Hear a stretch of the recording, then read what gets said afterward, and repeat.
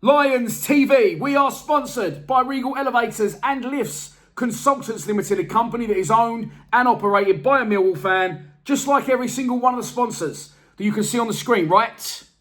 Now, if you are going to do a bit of business in the absolute shit show that is 2020, then please keep it in the Millwall family by checking out all of our sponsors' website links in the description below. This is your Monday Club Roundup show. We're going to look back at Saturday's draw against Barnsley at the Den, and we're going to look forward to Wednesday night's game at Deepdale against Preston North End. But first things first, let's wind it back to Saturday and a draw, a disappointing one at the Den. So I thought long and hard about this and the right things to say.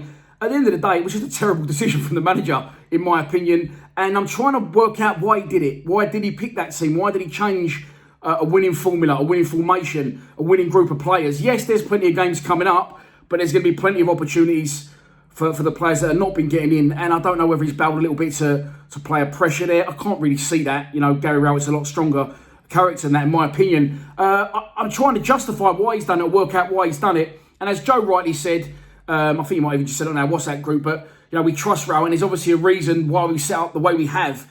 And again, referring to what Joe said after, he can't work out why. I can't work out why. I don't think any of you probably can either. Are Barnsley dangerous coming forward? Not really. Are they, defensively very strong? No, they concede a lot of goals. They're always predominantly finishing around the bottom of the division. Are they, very, very physical? Not so much. Are they a very good footballing side that likes to play at the back? Definitely not. So I don't know why he did it. Again, referring to, and I know you're not on the WhatsApp group, but Danny as well rightly said in the WhatsApp group that we seem to have showed them too much respect. Too much respect to a team that are managerless and finished predominantly down the bottom end of the division. And I think everyone's right, and I can't work out why he did it. The starting 11 obviously was changed. 3 changes were made. Of course, Alex Pearce came in, and we dropped Matt Smith out and just put Bennett from the 10 straight into a striking role. Of course, Sean Williams replaced Ryan Woods. And listen, I love Sean Williams. I always have loved Sean Williams. I'm a massive advocate for Sean Williams. But I still want him at the club. I love him at the club. But he's gonna present a different kind of influence and experience on the club. And they're going into a coaching role. And I don't feel that he should have started the game in front of Woods. Strange wanting to leave Woods out and Smith, 2 of our main men, arguably, especially start of this season. And the other change was obviously because of the change of formation. Murray Wallace dropped out left back and Scott Malone coming at left wing back. I like both players and for different reasons, but I think Malone coming forward is exciting and he played well in the game, in my opinion. So strange, very, very strange. Of course, Gary Rowett wasn't there, still recovering from COVID-19. He will miss Tuesday's game and he'll miss the next 3 games at least, more likely Preston, Huddersfield, and then away again at Norwich next midweek. So will the players be influenced too much by their manager not being there? Listen, they're professionals. They train with Rowett day in, day out. He's been at the club over a year. They know what's expected from him, determination-wise, fitness-wise, attitude-wise, but not just that, also their jobs on the pitch.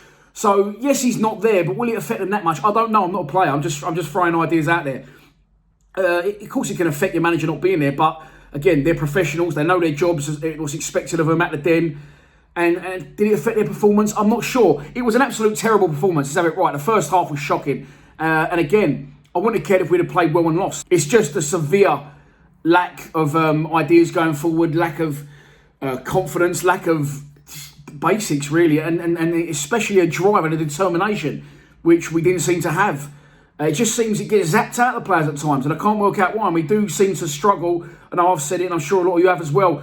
We do struggle to stay consistent over long periods. And I'm not even talking 3 or 4 games. I'm talking fucking 3 or 4 minutes. We'll be brilliant in one spell, 10, 15, and the next, we're a complete shit show. The first half, absolutely nothing happened. The only thing I can remember happening of note before the 2 goals went in, bang on a stroke at half time, was an effort from the Barnsley player where the ball comes in, and they kept having a bit of joy with this, by the way, and this is how they scored their goal. Long diags or long free kicks into the box, headed back across. We was winning the first balls, but 1, we wasn't getting enough on our clearances, and 2, they're getting people joining in late from deep, and we wasn't tracking that. And as a result, in the first instance, it gets blocked by Scott Malone for a corner. Great defending from him. Second instance, I can't remember what happened, but I do remember. It dropped to the edge of the box again. Geezer took a snapshot, and he's fluffed his lines.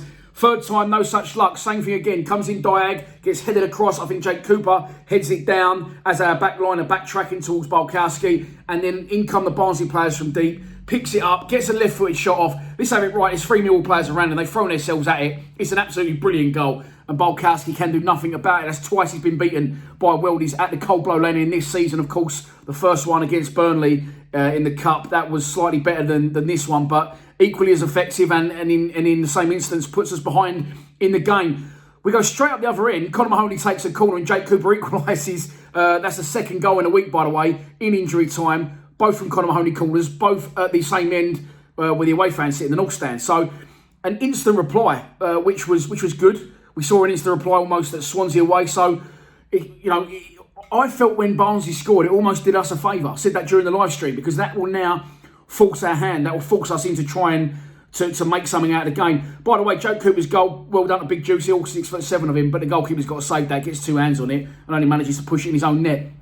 So we go into half-time 1-1. And again, okay, it's not a great 45. But what we need to do now is we need to come out and we need to switch what's been happening because it clearly wasn't happening in the first half. But I feel that goal right on half-time may have swayed Barrett's decision, or it may have swayed Gary Rowett's decision via mobile phone to Barrett. I felt they then held back on what they may well have done if we had gone in the break losing. So, yeah, we come out, same team second half. We start performing slightly better, but let's be honest, the first half couldn't have got any worse, could it? So the only way it was up in the second half, and we start to take a little bit of a hold on the game. Jeb Wallace is getting a good couple of deliveries in down the right. Scott Malone and Conor Mahoney look very good down the left, combining. Mahoney went off and he got removed, and I didn't want him to go off. And I think a few comments that I got on the live stream, people were agreeing. I'm not sure if he took a whack there. He was getting a lot of attention, by the way, from the Barnsley players, not just in the second half, but in the first. And he went down a couple of times under heavy challenges. And I don't know if that was something that Barnsley has sort of made a focal point of their tactics to give him a lot of physical attention. But regardless, we get good chances. Jeb Wallace goes down the right, inch perfect cross from Mason Bennett, who couldn't do any more really, under pressure, running away from goal, shoots into the ground, and it's a very, very good save from the goalkeeper. I will say as well, Mason Bennett, for people saying he was shit and he wasn't a forward, I don't think he is a forward, but again, he just plays where he's told to play, and I think that Mason Bennett got a little taste of what it's like to be Tom Bradshaw on Saturday, a little bit of welcome to Tom Bradshaw as well, because it is no fun being a centre forward, especially a shorter one than average, and you're getting balls drilled at you 40 yards from goal, neck height with a 6'4" centre-half up your arse. It isn't easy, and I'm sure Bennett will look at that and think, fuck, Tom Bradshaw does get a lot of that, and it's not what you want as a striker that likes to poach in and around the box. But regardless, Bennett, good save, forced by the goalkeeper. And after that, we tried to force. I think Malone hit the bar, top of the bar at one point, but we were the better side, as I'm sure a lot of you would say is to be expected. Again, and then right at the end, Zohor comes on. I think he misses a chance, a golden chance, with his left foot, fresh air shot, misses it. And then right at the end, another perfect Jed from cross, almost an identical one to he's put on a play for Bennett. And Zohor gets the header. Again, it's a brilliant save from the goalkeeper. It's very close to him, yes, but it's almost past him when he just sort of reacts and pushes it over the bar. So, yes, we didn't play well. Yes, it's Barnsley in their 21st, but, and I don't know whether this is right or wrong, I point towards the record, the jinx, the bok, call it what you will, the hoodoo, the Barnsley bok. I have looked at that record and I've taken that into consideration going into this game. Maybe I shouldn't have done that. Maybe we shouldn't think like that and think on reflection of past results. But like it or not, Barnsley always get a result against us in the league at the Den. As I say, in my pre-match, since 2012, they haven't been beaten at the Den. So I've took that into consideration. I went into the game. I predicted that, by the way. That's my second correct prediction in a row. 2-0 against Luton and then 1-1 against Barnsley. So that's put me top of the Lions TV leaderboard, joint with Chitty at the minute. So I remember that one. But on getting back to the football team and the club, I've considered that in my pre-match and in my expectancy of the result. I suppose usually a team around that point in the division and how well we're playing, I would expect to win. But I've took it into consideration.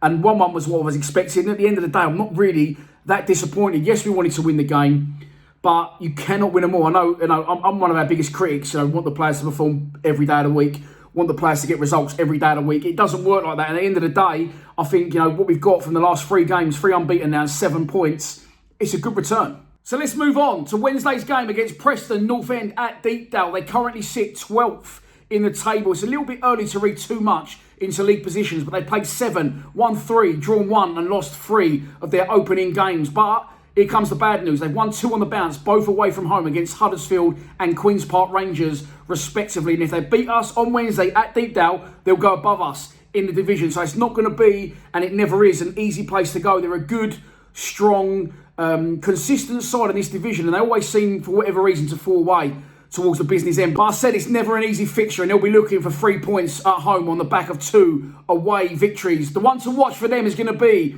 I'm going to say veteran winger now. I remember when he came through the ranks. Scott Sinclair, the 31-year-old winger, has had Premier League experience with Swansea, Manchester City and Chelsea, amongst others, and he's just come off the back of a very successful 4-year spell at Scottish champions Celtic. Joining Preston at the start of this year, so far he's scored 7 goals in 23 appearances, and he will be the one to watch on Wednesday at Deepdale. So this is your pre-match prediction, and here we go. What do I think it's going to be? I really want to get this right for many reasons. 1, because I've got 2 in a row right. 2, because there's a wager on it now in the Lions TV WhatsApp group who gets the most correct predictions right all season. And 3, I want to keep my reputation intact with you lot. So I am going to go for a 1-1 draw with Mason Bennett getting our goal. I think we'll fall behind, and I think Mason Bennett could pop up late and get the equaliser for us. It'll be a brilliant point if we can get it against a very good side in this division. So that's your lot for this Monday Roundup show. Thanks for watching. Don't be shy to check out the fan score predictions from the other boys at Lions TV that's gone out in cahoots with this video. And if you think you know what the score's going to be, don't be shy to put it in the comments below. I'm interviewing David Fuld tomorrow for a Lions Lounge Lockdown 32, another Millwall legend. I'm legend slaying left, right and centre at the minute, and I'm absolutely loving it. And I'll be back for a live stream on Wednesday. It's a 7 o'clock kickoff Wednesday, don't forget. So I'll be live streaming from 6:30 p.m. Come get involved in the live streams. See you Wednesday. Please subscribe to Lions TV. Come on, you Lions.